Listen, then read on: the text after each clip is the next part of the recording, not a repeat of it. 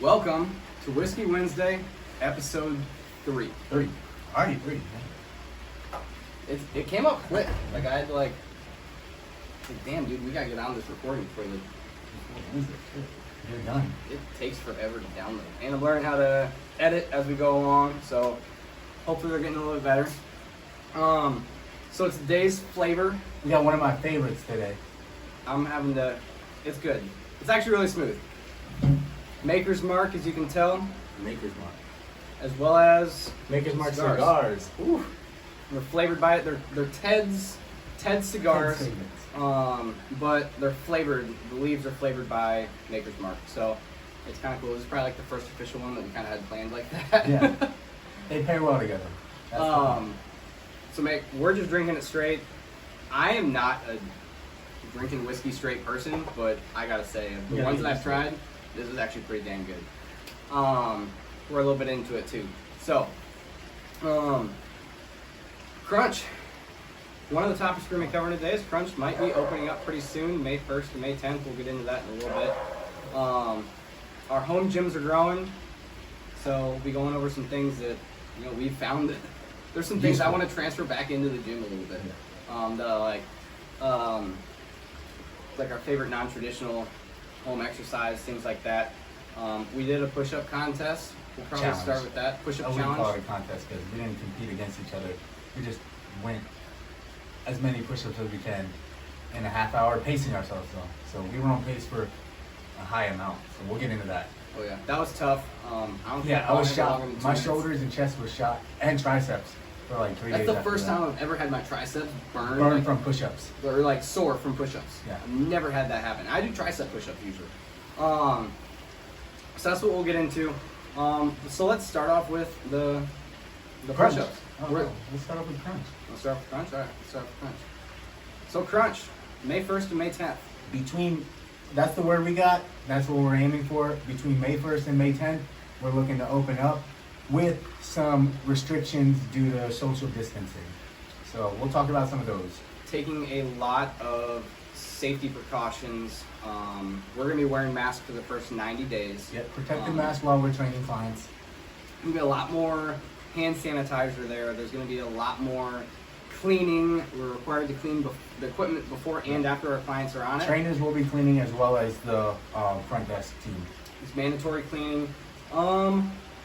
The state and federal guidelines that they're putting out as far as people that are allowed into the gym, we shouldn't Have any come with issues? the confliction with that. However, if there's always those groups of 5-6 guys. If there's 5-6 guys, 5-6 girls that are right close around each other, I have to separate them a little bit. Yeah. We still need to be smart. This is still, no matter what end of the spectrum, left, right, that you're on this, we still need to be smart.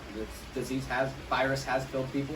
Yeah. We have to be smart, and so we're going to do every part that we can while help getting back to. So some even if normalcy. you aren't personally worried about the virus, there's going to be others there. You got to be conscious of that, and you got to you got to respect their decisions to be worried about this. Especially if there's people that are immune compromised, they're going to have issues with this. So it's not about your safety; it's about the safety of others. Absolutely, 100% agree. So there's a lot of things that we're going to be doing to help fight with that. If you guys are members of Crunch, we ask that you bring a towel. Our clients are going to be required to have a towel. Everyone's going to be required to have a towel, right? I thought it was just our clients. Everyone. Hopefully. I think everyone's going to be required to bring a towel while they're working out.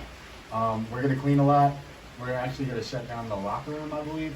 Yeah, the locker room. Which causes the whole gym to be shut down for like an hour for cleaning. Because we can't have people in the gym if their locker room is shut down. So that's going to be cleaned every day at the same time. 2 to 3 p.m. They'll put out more guidance once we get closer to opening. All our members will be educated on what times we'll have to close down. We're excited. Utah, some gyms there we heard is starting to open. They've seen some interesting things. Same amount of members coming in, just slower for new members.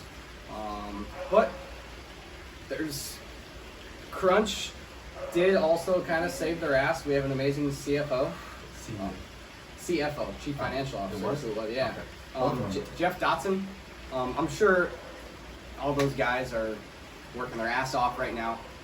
But he found some loopholes working with some lawyers to make sure that Crunch was able to get funded probably from the Small Business Association, some of their loans and stuff like that. But he made sure we got it so that we can take care of our trainers and take care of our members. So shout out to him. But Crunch is one of the ones who we are not even talking about closing any of our doors. We're because of the way opening they've more handled. gyms. We're opening more gyms during this time. When we closed our doors, I can even remember the date that we closed our doors, but when we did, we had It's 21 like gyms. 18th of March. Yeah, we had 21 gyms. And we're gonna open with 24. 24. And if you know anything about real estate, typically real estate lags behind in the market between when it turns into when you see the recession of the real estate market to start to happen, and then buying. But it's pretty much immediately turned into a buyer's market for gyms, because if gyms close down indefinitely, other gyms are going to buy them up if they got the means to. So we might be expanding pretty rapidly here soon.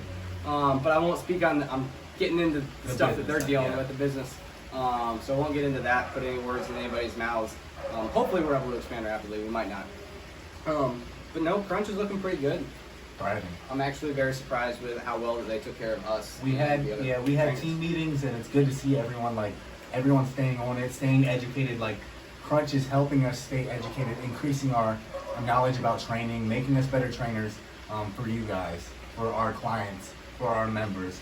So overall, we're going to come out of this better than we were before. They've been good about catching when there's free certs, when there's super cheap certs. They're coming out with continued education for us. So During that time, yeah. that's really awesome to see. Going into the push-up challenge, Oh. you want to cover what we did? All right, so Jake saw on Instagram. Yep. Instagram, there was a push-up challenge. It was 530 minutes. We wanted to one-up it. So We're vets. We're veterans. yeah, We we're gotta be- veterans. We're always trying to go big to go home. So originally we set it. Our goal was to hit 600 in 30 minutes. So we set the pace high starting because we're fresh. We were doing 30 a minute. 30 a minute. So we did 30 a minute for the first 5 minutes, and then we dropped down to 20 for the next 10, I think, or next 20. Did we do 25? No, it was 20. No, we didn't do 25. So we went Okay. from 30 for 5 minutes, 20 for 20 minutes, and then the last 5 minutes was 15. So we ended up at 625 push-ups. Chelsea, she did it with us, and she hit 237 push-ups in 30 minutes, which is incredible. I actually calculated it out. We've trained for the push-up PT test. We didn't necessarily train up for this, but we've trained for the push-up PT test. So our push-up endurance is pretty good already. That was a while ago. I calculated out the max percentages Yeah. for the male PT test compared to what we did, and then matched those numbers to what Matched it Chelsea like did. 10 times. Well, yeah, but I compared to like percentage of how Chelsea did compared to us for what the max standard on the Army scorecard is compared to the female standard, and I think she was like 2% behind us once you calculated it out, never having specifically trained for a push-up Yeah. test. So that was pretty impressive on her end too. Yeah. So our favorite exercise that we found or our favorite, it could be your favorite exercise that you are doing currently that's in like a non-gym scenario from at-home workouts, or one that you want to take back into the gym now that you've had? I've been killing it with shoulder day with the bands and the light dumbbells. So one I like is I grab a band, I put it under one foot, I'll do a side raise, a front raise, and then an upright row, and that's 1 rep. So doing that for like 10 reps, one of my favorites. Those burn you out. Yeah.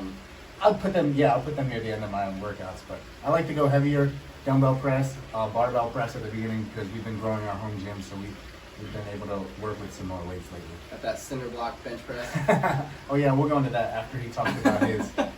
My favorite exercise, I'm probably gonna program this into some clients. But using lighter dumbbells, because we have 5, 10, and 15 pound dumbbells at our place, but using 5-pound dumbbells and then taking a lighter band and attaching it on the pinky side of the dumbbell, when you come up, because once you're down here, it's about 15 to 20 pounds, but you still got some like of the Slack. band, Yeah. I'm trying to Slack. stretching out. Yeah. So down here, but as you come up, it gets heavier. That's what I really like about this is I don't know what the weight It is when I'm increases up the here, tension at the top, yeah. but it's pulling you down on the pinky side, so you have to twist. And that torque is you already want to. Usually, I tell my clients put their thumbs against the dumbbells when they're doing curls, where it's coming up here. But with that extra tension being pulled down on the pinky side. Get a turn. One set in, I feel like I'm getting a pump already. So that's probably one that I'm going to take into the gym, and people are going to be like, dude, what do you... And something I learned about this is, well, I've heard of it before, but blood flow restriction bands. I used those for the first time recently. Insane. You can, like, just because we don't have a lot of weights, throw on some blood flow restriction bands. Instead of curling 40s or 50s like I do in the gym, I'm hitting 20s, and then my last set I have to even go down to 10s because the blood flow restrictions, it's meant to so you can go easier on your joints. Like if you have bad elbows, bad knees, whatever, you strap those on, restricts the blood flow so you can get a better pump, better squeeze, better workout with lighter weights. If you're going through injuries, it's a great workout to begin with, but if you're going through injuries like tennis elbow, things like that, where those curls really hurt, that's a great thing to work into your workouts, as well as just trying to mix it up. It's going to help prevent some blood, depending on how tight it is. It's going to help prevent blood from exiting your arm while letting blood into your arm.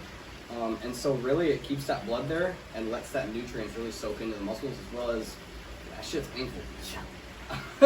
It catches up quick. Like you look at people doing that and you're like, what the hell hokey shit is this? And then you do it. And you do it once and you're like, oh god, one set you got a pump already. Like my veins will be popping.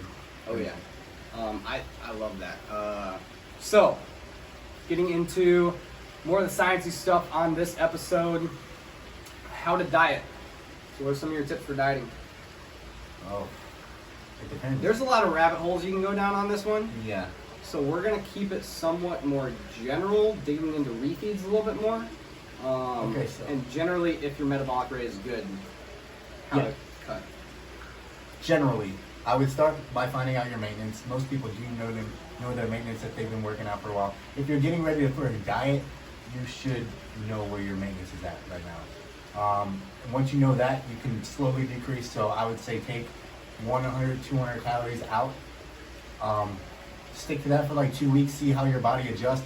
If you're losing weight, if you're consistently losing weight, I don't see a reason to decrease any more than that until you hit that plateau. When you hit that plateau, that's when you decrease again, right? Yeah, you can calculate it based off of weight, but again, if you're going to continually see progress, don't mess with the numbers. You can keep the numbers right where they are at. So weight can do it to a certain degree, but everybody's metabolism is going to work differently. So yeah, I'm super high, so I got to keep my numbers high. Some people, they've been chronic dieters, so their metabolism is going to be terrible, so they should reverse before they try to go into another diet and lose weight. If you're on low calories and you're not losing weight, you're probably going to reverse out of it, fix your metabolism, and then go back into a cut.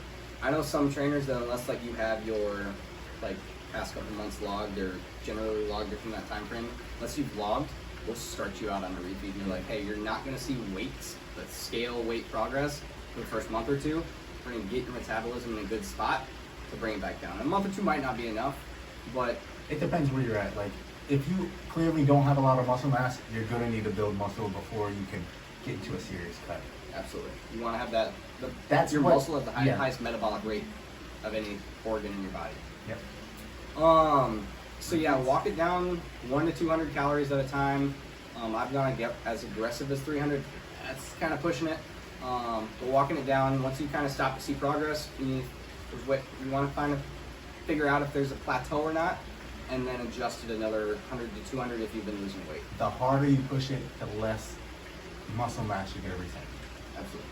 So if you're going to lose weight fast, but you're also going to lose muscle mass faster than you would if you slowly decrease your calories. Absolutely. You want to maintain as much of that. That's where your physique's going to come into play, is with that maintained muscle mass. And keep your training intensity up. That's going to keep your burning calories up too. Absolutely. So we've started out at a good metabolic rate. We're cutting down 100 to 200 calories from what our maintenance level should be at. And let's go into the purpose of refeeds. Refeeds, they're going to help you. Okay, so first of all, a refeed isn't just eating whatever the fuck you want. A refeed is a structured, or a refeed or a free meal. It's like a structured free meal. So you're gonna want to get a lot of carbs in, because typically when you're cutting, you're gonna lower your carbs. When you get that carbs back in, you're gonna be able to train harder. You're gonna be able to eat some foods that you're not typically gonna. Well, I'm not gonna say that because that's me. Typically, I don't eat foods that, like all the foods that I love to eat.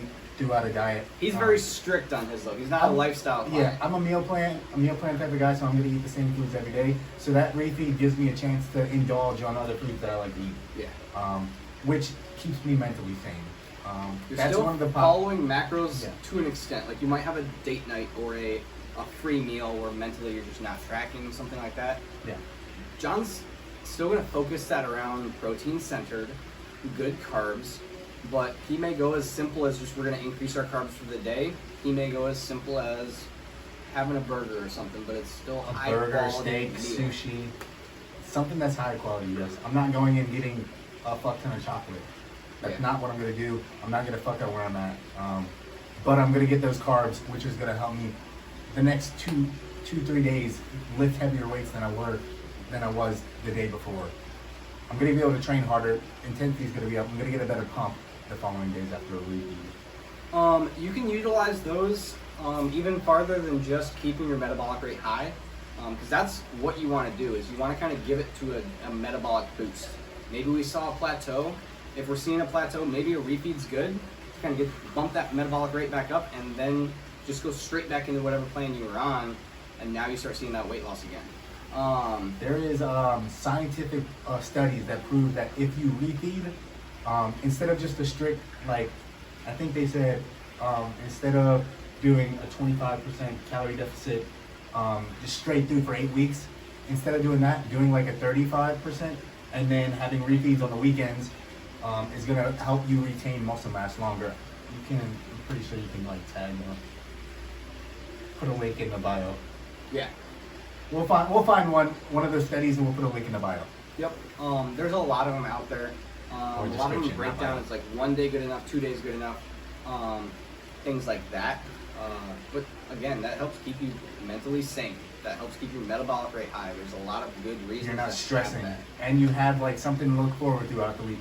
Like if you do good all week, you're gonna have that free meal, that reward meal, that refeed at the end of the week, or whenever your coach decides you should have it. Absolutely. And then basically what you want your protein staying the same that day. Your protein might actually bump up because of that meal, but that's not too big of a concern. It's more adding back in those carbs and those fats. Yeah, protein doesn't really change. And I would say ever. Like If your goals, if you want to go up higher in weight, your protein's high. If you're gonna cut, your protein's high. Your protein's probably not ever going to lower. Yeah. Unless you are a competitor and like you're like 2 weeks out from a competition. You're You gonna- might see yeah. protein being messed with. Lifestyle clients, protein doesn't get messed with. Yeah. If anything, it's going to get higher. As you age, kind of caveat that, as you age, your protein also gets more important to help maintain. So protein only gets more important as you get older. Start to focus as you're cutting. Start to focus on more veggies. I know as I was bulking, I I didn't have love very many veggies. veggies, and I kind of relied on my green string. Okay. And veggies gonna help you feel full. Anyways, air fryer. If you don't have one, go get one. Makes veggies taste like There's really no point not Heaven. to invest in an air fryer. heaven. Yeah, air fryer. Also, you can make wings in an air fryer. They're healthy wings. It's just chicken, air fried, and it's delicious. Oh my god. I had those this weekend with my refeed. Phenomenal. They're good. Phenomenal. You could throw those in an everyday meal if you wanted to, because it's just chicken, air fried.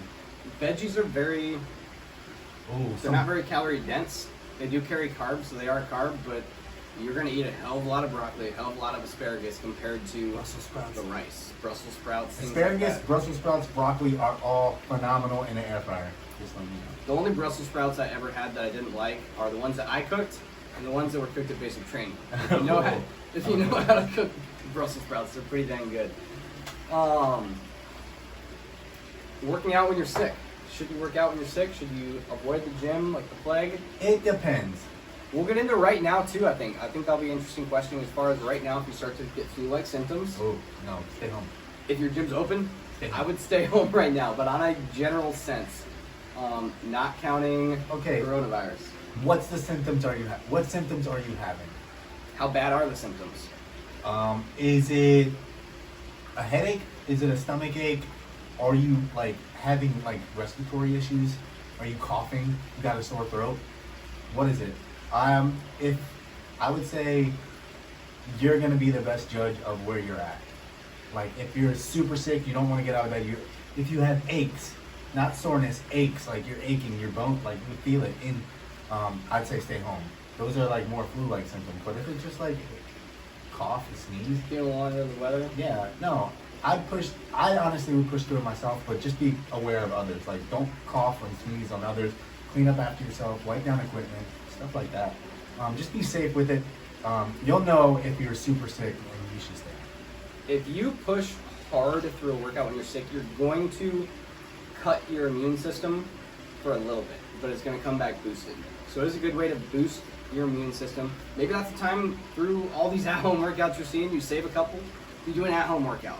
Still get that workout in the gym. I've gone as far as, if I've been like deathly ill, I took a buddy with me and who's a good runner, and I hopped on the treadmill for a mile, ran a mile, went and sat in the sauna for 10 minutes, ran a mile, did a total of 5 miles in 50 minutes in the sauna. I sweated out. I felt phenomenal the next day. I don't think I've ever been through sickness that fast, but I didn't go throughout the whole gym infecting anybody when I felt like absolute shit. I was on the treadmill, I pushed those buttons, I cleaned them off every time. Went to the sauna. I was in sweats. If I feel like death, Especially I'm not right gonna now. touch anything. Especially right now, because all this going around, like, you don't want to spread that. But if you have like regular sick, like you before, yeah. But I push through it honestly because I got goals to do. I can't just sit around and do nothing. Yeah. Especially if I have a deadline. Like, I just pushed my show back to September, so I have more time. But if I was getting close to a like, if my show was coming up in the next couple weeks, I'm not gonna skip a day in the gym. It's a good time to grab a buddy to push you through that workout Yeah. too. But be smart. It is wipe your equipment down. I mean, you should be doing that already, but be more stingent about making sure you're wiping down the equipment thoroughly if you are sick. It's the gym throughout those hours in the day. There's a lot of people coming in. There's a lot of people going out. It's I think a great way to average, spread like, something very before quickly. This, we were averaging like over 1,000 a day, 1,000 members coming in a day. Yeah. That's And if you've been to Tampa Palms, you know it's not a huge gym. going to their workplace, going to their families and their kids that are going to their schools, Yeah. all that different stuff, going to churches. So those are all different factors. So be cognizant of them and their health. So wash your stuff down. I'm personally, I don't go to the hospital even unless I see blood. I don't go to the but- hospital unless I'm like passing out. Yeah. Unless I'll pass out, yeah. I've been to a point where I'm like feeling like I'm about to drink some water, eat something, I feel good. Oh yeah, for sure. Yeah. But yeah, I typically stay away from doctors and hospitals unless something's like seriously wrong. Like I hurt my back deadlifting a couple months ago actually. New Year's Eve, we did it like a little squat bench deadlift. I hurt myself deadlifting. That's like the only time I've been to the hospital in like 2 years Yeah. since I got out of the army. So just use common sense. Clean stuff a little bit more. Wash your hands a little more if you are sick. When you are sick, you are going to be more at a catabolic level. Your body's trying to heal itself, so it's not trying to build muscle. Your body doesn't want to. So protein, maintain that at a high level. I know it's hard to eat, but still get that protein in. Maybe substitute some of the Protein shake. Yeah, protein shakes. Substitute some of the whole foods out for protein shakes. Not necessarily substitute it out, but if you're not going to be able to eat as much, protein shakes are a good way to keep that high. Don't want to think that you should substitute whole food out for You're gonna have supplements. to eat, yeah. But keep that protein high. That's going to help get your body to be able to repair itself while it is sick and fight that stuff off. Do you prefer working out by yourself or with people? It depends. I really like to work out with people that are stronger than me. They push me to another level. I also like to work out with people that I know are dedicated and they want to push. They need, like, they're looking for help. I like to help other people. So I like to work out with people that are going to make me better, and I like to work out with people that I'm going to make better, but people that are actually about it. Yeah. But there's days that I like to do my own thing, put in headphones, just zone out, get done. When I get deeper in the prep, I'm gonna get weaker. So those are the days where I just zone, like put in my headphones. I'm not feeling good. I'm aching. I feel those prep pains. So I'm gonna put in my headphones, just get the work done. Put in the work.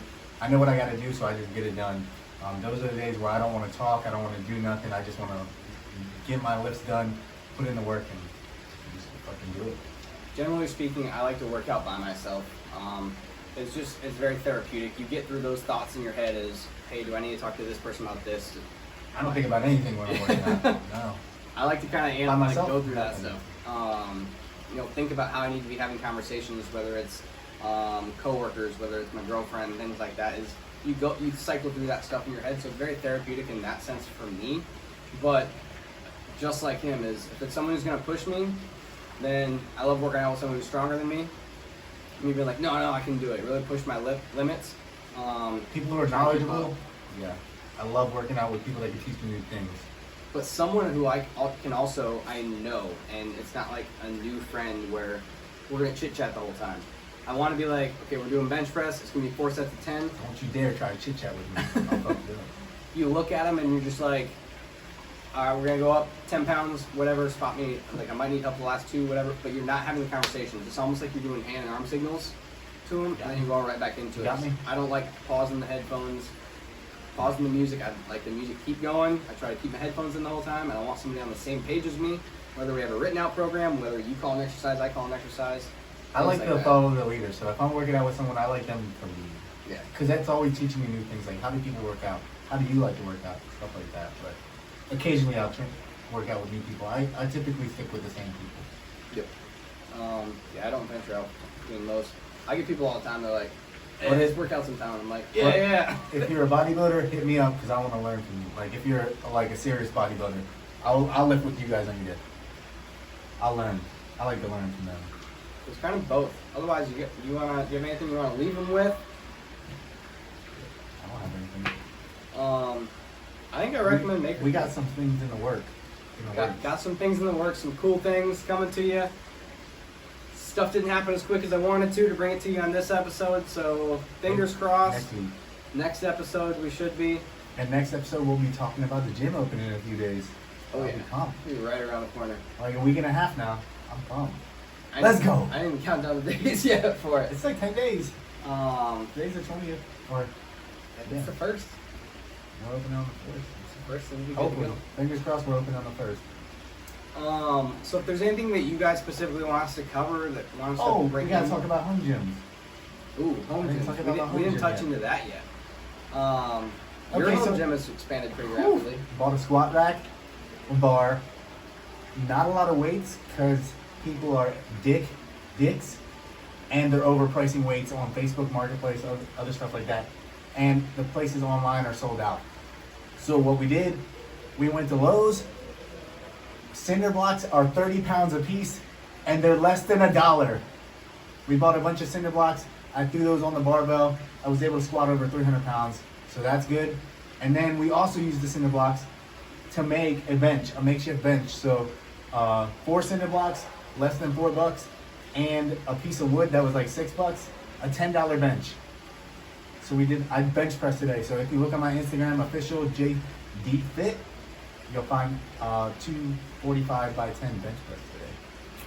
That was pretty cool. That was some ingenuity. right Ingenuity. Like I got plates on there, and then I got not cinder blocks, but I got we got power blocks. I threw some of those on there.